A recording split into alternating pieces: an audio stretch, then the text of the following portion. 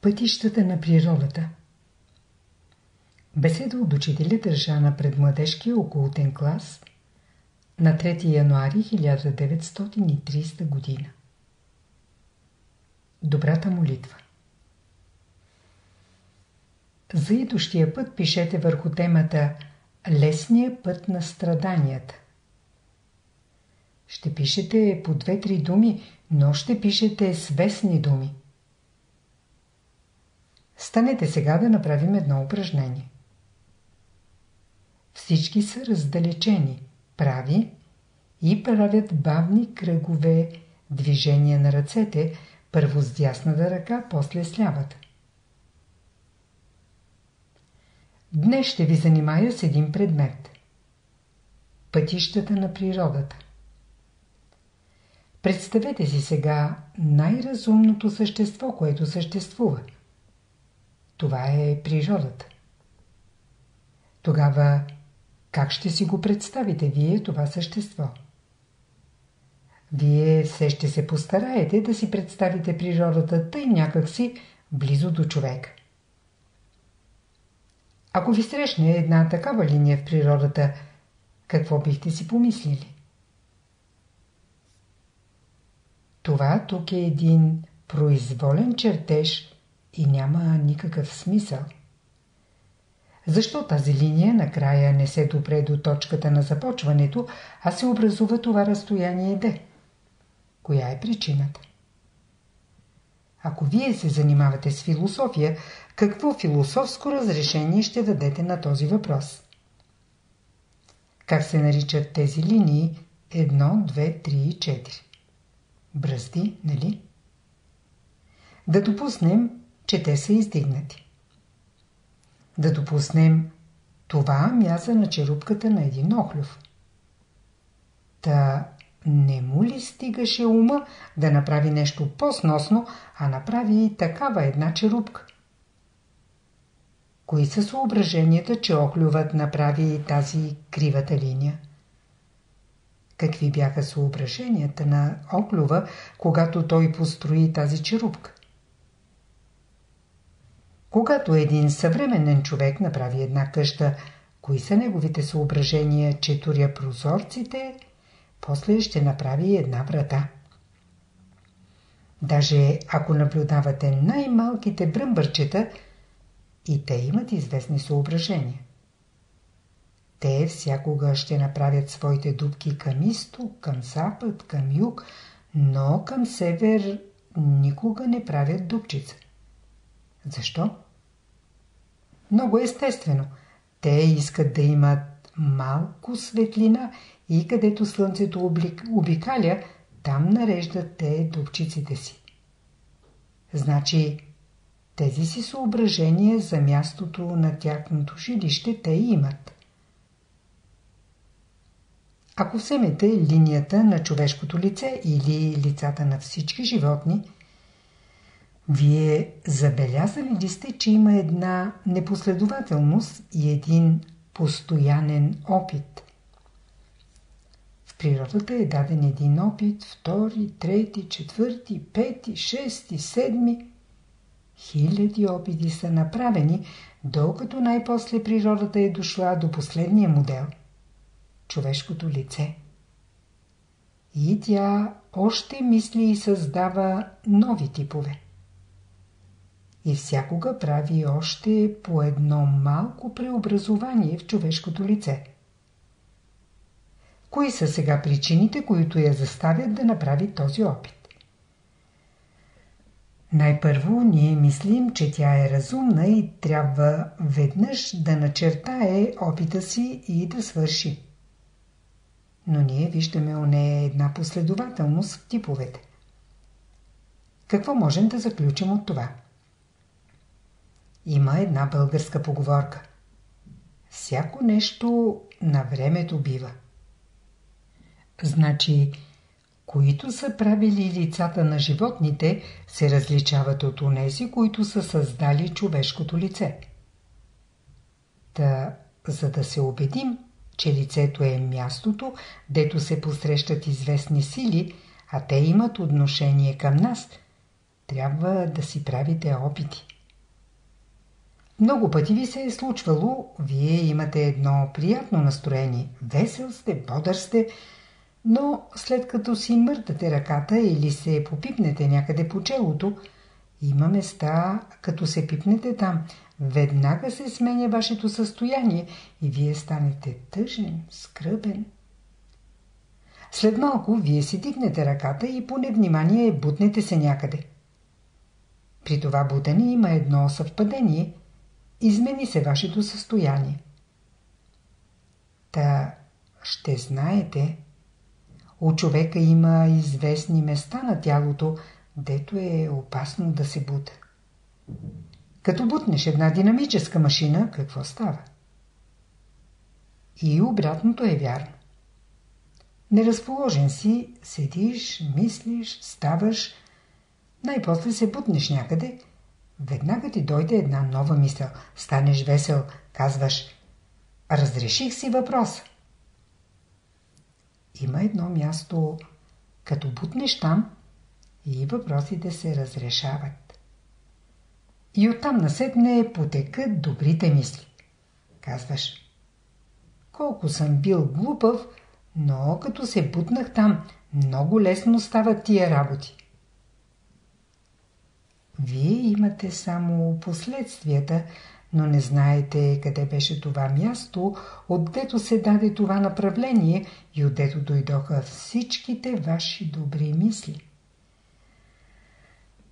Та, от чисто научно гледище, не само да се изучава човешкия организъм, не само да се познава характерът, но същевременно тялото е една жива станция, дето човек иде в съприкосновение с целия космос.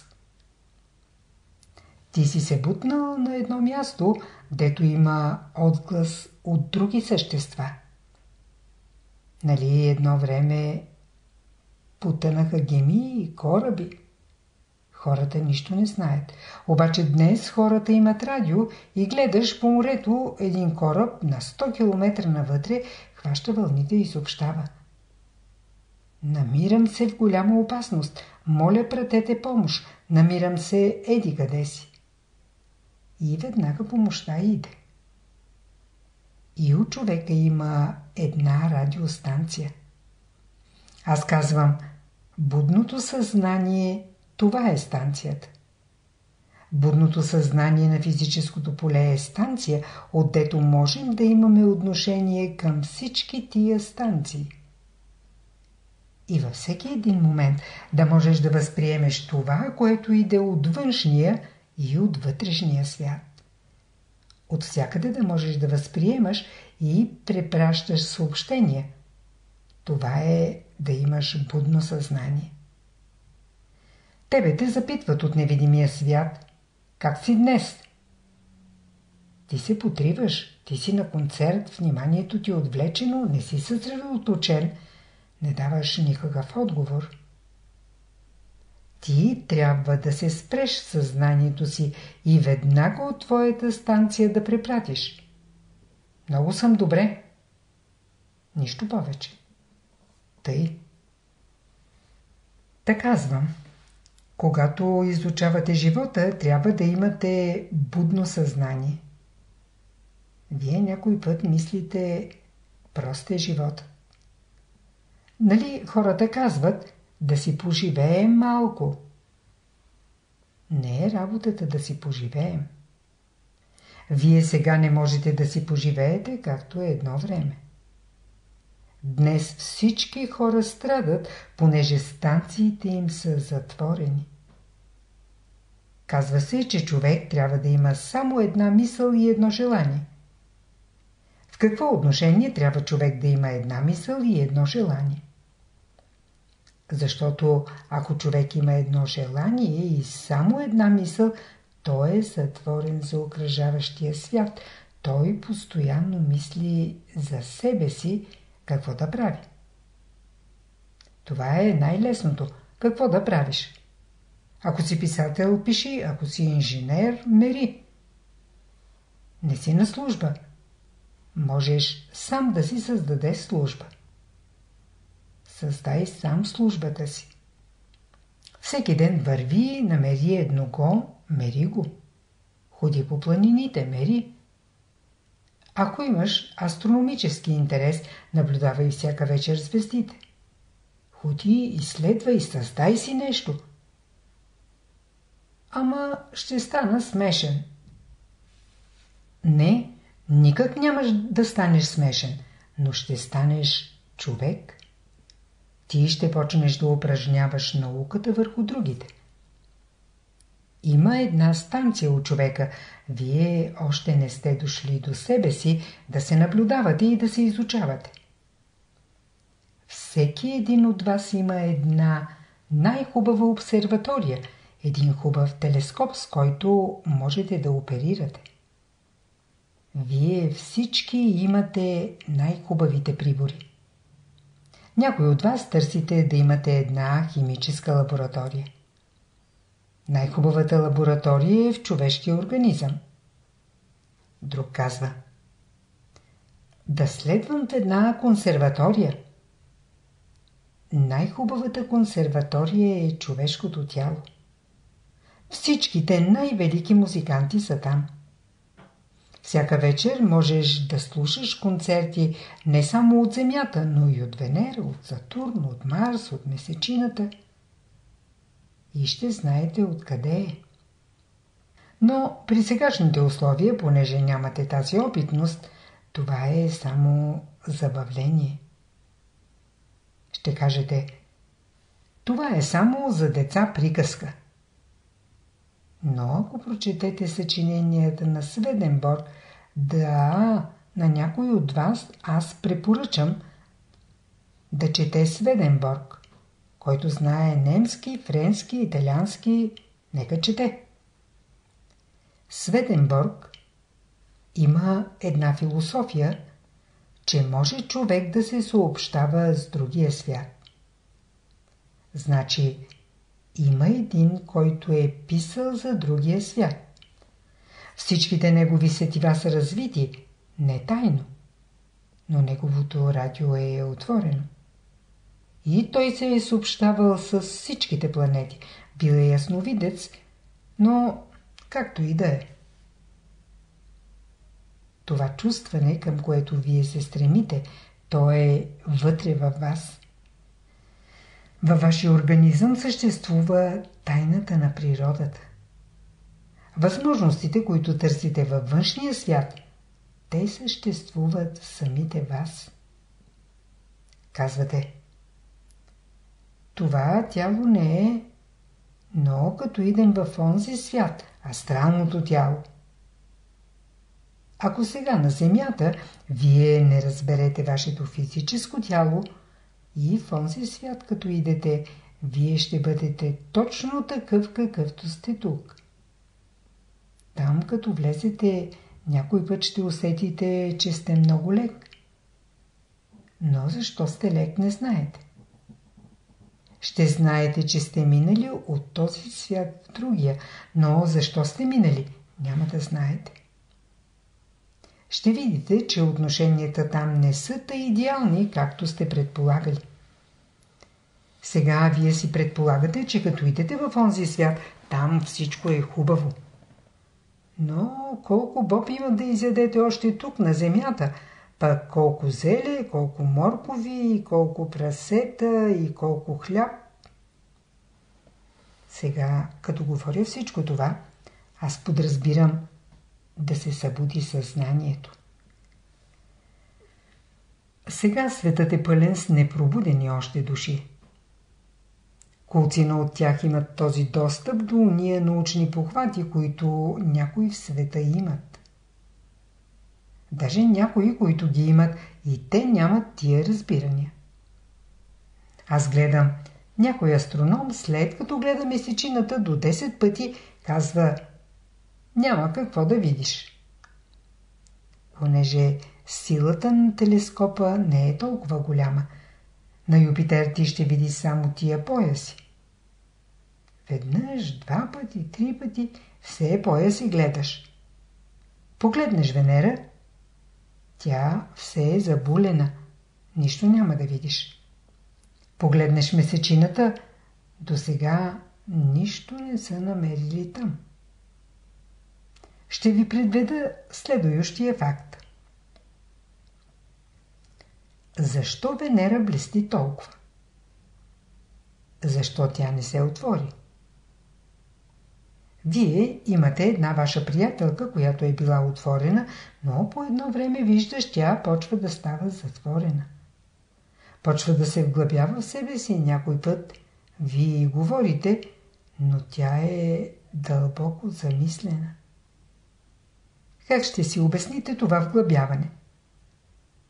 От това вглъбяване започва да се изявява известна жълтенина на лицето й. Очите хлътват, образуват се черни пояси. Вие изведнъж ще кажете: има нещо да я мъчи. А нищо не я мъчи. Тя решава един философски въпрос. Най-първо тя мисли. В тази мисъл става разлагане на цветовете. Че тя е пожълтяла, какво лошо има в това? Почва значи и да озрява. После виждаш почерняла малко. Много хубаво. Изорала се. Защото като се изореви нивата, става черна. Ама позеленяла. Израснала е трева, ливада е станала. Какво има от това? Но другаде седи въпросът. Цялата и нива сега е пълна само с пелин и като ядат от този пелин кравите, вечерно време като се върнат, млякото горчиво. Аз разсъждавам, казвам. Как досега млякото беше сладко, а като яде кравата от тази трева, огорчи млякото. Този път не пращам кравата да яде от тази трева на онази ливада. Не е, че тревата е лоша, но млякото става горчиво. Но ако тази ливада се обкичи с цветя, разцъфнат се най-хубавите цветя и се съберат хиляди бръмбърчета наоколо, пеперути, птички. После в тази ливада се появи едно изворче и тия животинчета почнат да пият от водата. Какво ще си представиш? Ще кажеш: каква промяна е станала с тази ливада? Откъде дойдоха тия цветя, всичко това? Ще кажеш: разцъфтя се тази поляна. При първия случай, когато нивата е черна, казвам: стеснителни са условията. При втория случай, при това растене, казвам: това е вътрешен процес на развиване. Щом се появят цветя в една ливада, казвам: това са хубавите условия на външния живот. Ако на вашата глава израсне и цъфне един карамфил, какво биха помислили хората? Нещо, което е невъзможно. Ще кажете: и да стане, пак не вярваме. Че карамфили израстват по главите. Много пъти аз съм виждал карамфили израснали по главите на момите, по ушите им. Че когато една мома се накичи с едно цвете по главата, ето, че израснали са цветя по главата.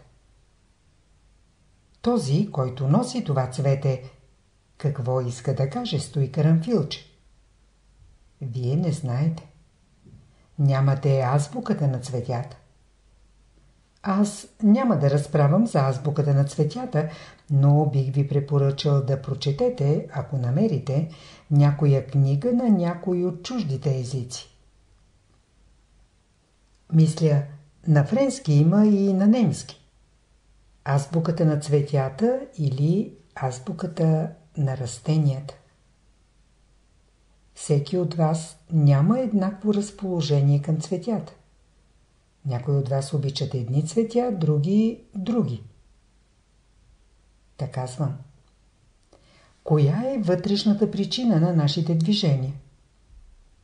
Много пъти ние се движим без да знаем защо така или иначе. Да дойдем до тялото. Бутнеш се някъде и създадеш в себе си едно неприятно настроение. Друг път пак се буташ и създадеш в себе си радост. Някой път, когато се бутнеш някъде, целият ден ще имаш загуби. Или вървиш на някъде, бутнеш се някъде и скълчиш си крака. Така знам. Когато човек стане, той трябва да знае как да се обходи с тялото си. Когато ние говорим за тези положения, не е тъй безопасно да се буташ където искаш. Сега това не ви го казвам, за да се страхувате. Вие не знаете. Най-първото нещо, като станеш, спри се. Помисли за себе си. Помисли, че цялото ти е цял един свят. Ти трябва да знаеш как да започнеш. Тръгнеш, например. Ти не знаеш как да започнеш тръгването. Покажете ми как тръгва човек. Добре. За 7 дена, до следващата лекция ви давам едно упражнение. Изберете си един от тия 7 дена и тръгнете съзнателно.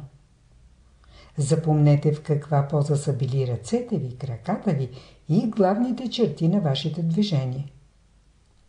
Забележете какво е станало при това тръгване. Това е едно научно наблюдение. Първото нещо. Съзнателно ще тръгнете. Съзнателно ще излезете от къщи. Сега вие излизате от стаята си без да мислите. Но този ден, като излезете из прага на стаята си, съзнателно ще излезете. Ще запомните тази картина, позата, краката, ръцете ви. Едно хубаво наблюдение е това. Искам да зная как тръгвате. Може някой от вас да начертае това. После забележете него ден. Може да имате нещо важно, пък може да е като другите обикновени дни. Така казвам. Когато ние казваме, че човек най-първо трябва да влада тялото си, оттам започва науката. Ако искате да имате една съществена наука, тя започва от вашето тяло. Ако вие не можете да владате вашето тяло, ако не разбирате как се е съградило вашето тяло, какво е неговото предназначение, как ще разберете какво е предназначението на вашето сърце или на вашето астрално тяло, или предназначението на вашия ум, или на менталното тяло, или предназначението на вашия разум, или на вашето причинно тяло? Това са неща по-отвлечени. Физическото ви тяло или видимото тяло, то ще бъде ключът, с който вие трябва да започнете бъдещата основа. Оттам идат другите науки. Те се обуславят на това тяло. И вие ще бъдете учен човек до толкова, доколкото разбирате тялото си. Когато ви говоря за тялото, не е в ума ми идеята, че тялото трябва да погълне вниманието ви. Но има много въпроси, които сега искате да разрешите, а не са толкова важни. За пример, питате се какво обществено положение ще взема в бъдеще. Или какво може да излезе от мен. Ти това, което е излясло, не го разбираш, пък искаш да разбереш това, което не е излязло. Ти не можеш да се справиш с това, което е излязло, пък от сега се питаш какво обществено положение ще вземеш. Ще вземеш общественото положение на онзи първия българин, който е свършил в Америка, дошъл със специален трен до Букурещ. Това е действителност, не е измислица. Този българин се явява пред Батенберг. Князът го приел много добре и имал предвид да го направи първи министър на България. Попитал го. Какво искате? Той му каза. Искам да бъда виден човек, да бъда директор. Тогава ще идете при министъра на просвещението. Ако е за министър, аз ще ви услужа, но щом искате да бъдете директор, ще идете при министъра на просвещението.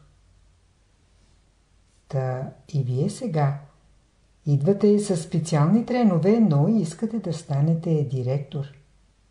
Ще идете при министъра, а той ще ви каже: понеже няма вакантни места за директор, а има само за учител, еди от коя си област, в еди кой си град. И въпросът се свършва. Вие още нямате понятие, че тялото е свещено само по себе си, не плътта. Има нещо от човека, което е постоянно. То е неговото тяло. То е свещено. Казва се: вие сте храм на Бога живаго. Значи тялото на човека е свещено. В човешкото тяло има една страна, която се видоизменя. Както дрехите се събличат и обличат, има известни материали, които постоянно се събличат и излизат. Но има една страна на човешкото тяло, която остава постоянна, една и съща. Тази материя е много устойчива. А материята на другите части на тялото се променя. Та ще си създадете едно понятие, че човешкото тяло само по себе си е цял един свят и трябва да се занимаете с него. И най-малките открития, които ще направите по вашето тяло, благодарете. И не търсете своето щастие отвън. Защото зависи от вашата станция. Щом дойдете до известно затруднение, запитайте. Те ще ви дойдат на помощ. Имате известна мъчнотия за някой философски въпрос, не знаете как да го разрешите. Бутнете веднага едно бутонче някъде на вашето радио, запитайте там учените. Намирам се в трудно положение, как да разреша въпроса си.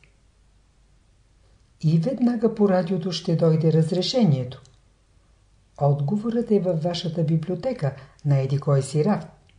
Има една книга, еди на коя си страница, прочетете. После съответстващите елементи, които ви трябват, са във вашата лаборатория, на еди кой си рафт. Тъй ще ви кажат те. Там има едно шишенце, вие ще го извадите и от него ще вземете по една малка лъжичка 3 пъти на ден, за 3 дена напред и ще престанете. Ако няма резултат, съобщете ни. И веднага станцията се затваря. Вие на себе си казвате: какво е това нещо? Но откъде иде това, което чух? Не зная. Няма какво да се смущавате. Понеже хората не разбират, се очакват да умрат, че да идат на онзи свят, че там да разберат тия работи. И това е хубаво. Сега вие сте дошли до едно място, дето хората търсят своето спасение извън онова, което те имат. Разберете. За да се предаде каквато и да е наука, умът трябва да се събуди правилно. Човешкото тяло трябва да стане отзивчиво или съзнанието трябва да проникне навсякъде, или човек да стане господар на тялото си. Това е първото нещо, с което трябва да се занимавате. Ще знаете, силен човек е онзи, който е господар на тялото си. Сега идеята е следващата. Как може човек да стане господар? Когато баща ви остави наследник на една къща, не ли ви оставя една тапия? Написва, че къщата принадлежи на сина ми Иван Драганов. Ако ти не вярваш, че това тяло е твое, ако нямаш тапия, всеки може да задигне това тяло. Сега в какво седи тази тъпия? Нали крепостен акт се казва на български? Преди да е станало тялото ваше, често ще има секвестор, запор и ще имате неприятности. Този взел, онзи взел. Но в деня, в който вие станете пълен собственик на вашето тяло, вие ставате гражданин на природата. Сега вие искате да станете собственик на едно парче земя. Природата ви казва: не си губете времето да ставате собственик на едно парче земя. Човек не влада своето тяло, а иска да влада къщата си. Започнете с същественото, със своето тяло. Ако вие можете да станете собственик на тялото си, тогава можете да мислите да станете собственик и отвън.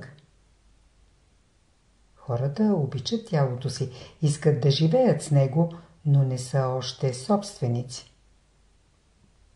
Та човек трябва да има едно отношение към тази божествената монада или тъй наречената монада човек, душа.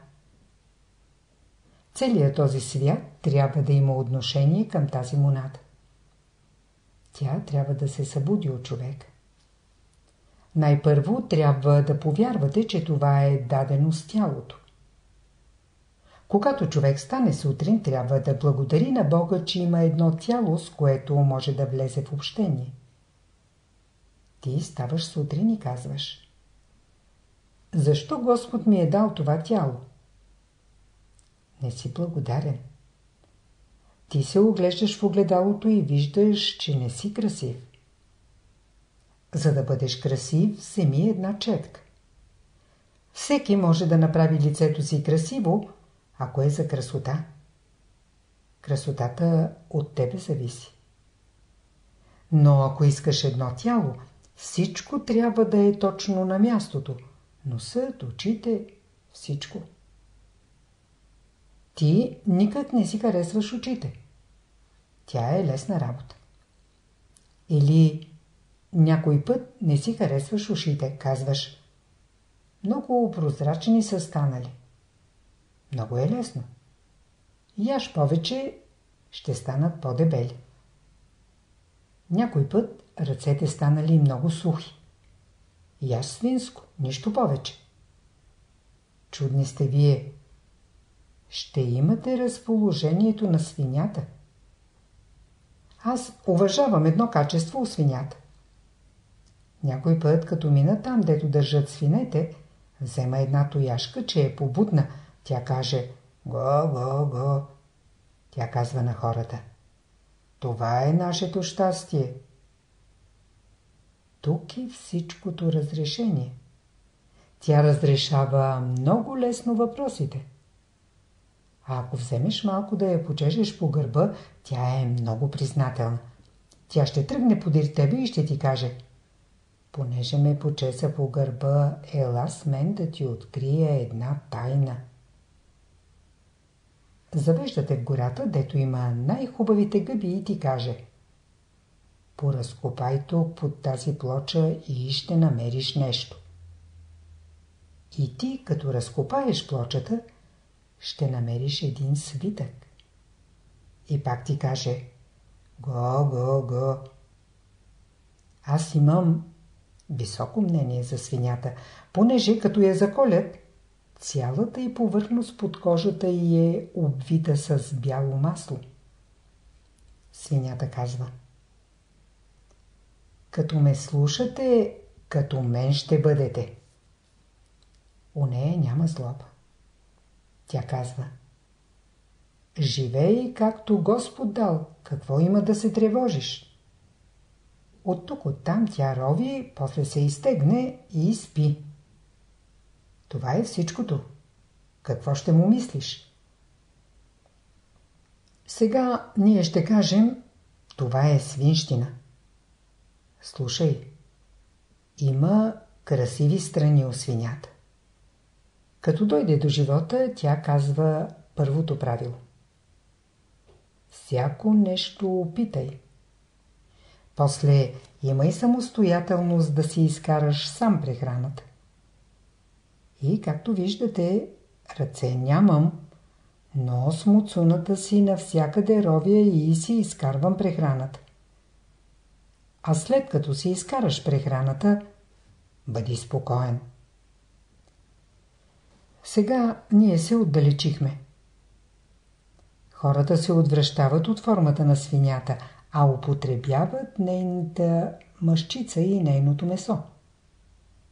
Ако свинята е лоша, защо употребяват нейното месо?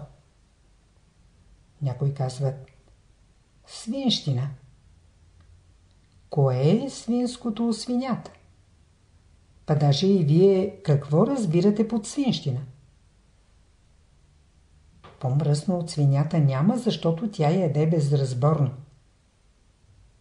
Ами човек в своето ядене по-разборно ли яде? За пример, свинята никога няма да яде боб. Тя го намира за опасно. А човек яде боб. Лошото не е в това, но свинята мисли само за себе си. Ни най-малко не е егоистична, но казва: какво има да се тревожи човек? Нищо няма. При това свинете са извършили много важна работа вътре в природата. Не говорете само за културните свини, но говорете за уния дивите свини. Че те първоначално са служили като служители, като агрономи. Значи те са били помощници на природата. Където падне някоя семка, те ще я заровят. Тук-там навсякъде заравят. И хиляди и милиони дървета са израснали по причина на тях. Значи в природата те са завземали много хубава служба. Но в сегашната епоха човек ги е турил в кочината и сега свинете са без служба. И целият ден свинята ходи в един малък двор и няма какво да прави. Но ние се отдалечихме от предмета. Въпросът беше за човешкото тяло. Да кажем, някой път вие сте неразположени. Направете един малък опит. Когато ви се даде случай да минете покрай някоя свиня, потупайте я по гърба. И ако имате едно лошо разположение и потупате една свиня, вие ще добиете добро разположение. Ако сте нервен, пак потупайте една свиня, която е тъй мазничка. И веднага тази излишната енергия се поглъща от нея и тя ще ви даде едно разположение. Ще ви каже: няма какво да се смущаваш. Сега въпросът е друг. Изучаването на човешкото тяло. Често аз съм ви давал да си тургате ръцете, свети фиумруци под брадата или да се хванете с тях за главата при отворени пръсти. Какво добива човек, ако пръстите са отворени или ако те са свити в юмрук? Юмруците на кръста. Това положение лошо ли е? Когато правите своите наблюдения, вземете много положения на ръцете си. Седнете на един стол или застанете прави и започнете да вземате всевъзможни пози, докато намерите едно приятно положение, да ви се хареса. Забележете какви пречупвания правите с колената си и с ръцете си. После как държите главата си. Защото това е много важно. Аз ви препоръчам да държите всякога главата си изправена. Има едно правило. Дръж всякога главата си права, за да могат дробовете да функционират правилно. Така трябва да държиш главата, че теченията, които идат отгоре от слънцето, да минават свободно през дробовете. Ако малко наведеш главата си, ти затваряш тия течение. И почва да се образува едно стеснително положение на дробовете. Та първото нещо. Трябва да знаете как да държите главата си. Най-първо вземете една поза, която определя човек. Говорил съм ви и друг път. Никога не оставяйте да ви израстват преждевременно гърбици. Тори в ума си да се изправиш. После гледате, ръцете си не ви харесват. Това се отнася само до формата на ръката, но има и една страна красива на човешкото лице.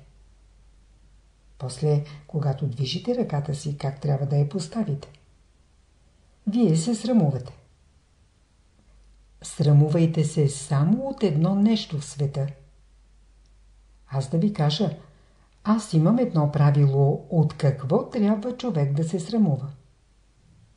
Другото е благоприличие, но от едно нещо човек трябва да се срамува.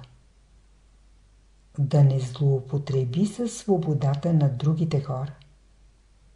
Някой казва: да не греши. Не така. Да не злоупотреби със свободата на всички разумни същества. Има някой доверие в тебе. Не злоупотребявай с неговото доверие. От това трябва да се срамува човек. Ние ще оставим това. Това, което трябва да оставя в ума ви, тепърва вие трябва да започнете да се заинтересувате от тялото като един организъм, в който са вложени всички възможности на миналите култури, възможностите на настоящите култури и възможностите на бъдещите култури. Само чрез тялото може да се съобщава физическия свят с невидимия свят. Дотолкова, доколкото вие разбирате законите на вашето тяло, дотолкова и вашите знания ще бъдат верни. Та новата култура се отличава с това, че станциите на хората, тяхното радио ще бъде отворено и ще могат да се съобщават. Сега всеки един от вас е една затворена станция. Мнозина от вас мязате на затворени държави. Преди колко години Япония отвори границите си към европейците? Казва се в писанието. И направи Бог човека по образ и подобие свое. Кое направи по свой образ? Най-първо тялото му. Сегашните физиолози, анатомисти и учени хора изучават само до някъде, и това изучаване е много смешно. Те са научили разни системи, по които лекарите могат да познаят известна повреда. Та най-първото нещо. Трябва да имате предвид тялото си. Да станете господари на вашето тяло. Когато станете господари на тялото си, тогава ще имате една друга наука, която ще се отличава от сегашната, която е наука на обществото. Това не е наука. Ти изучаваш само интересите на своя господар. Станете сега.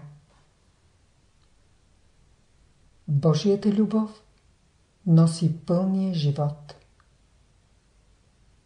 Беседа от учителя държана пред младежкия околотен клас на 3 януари 1930 година.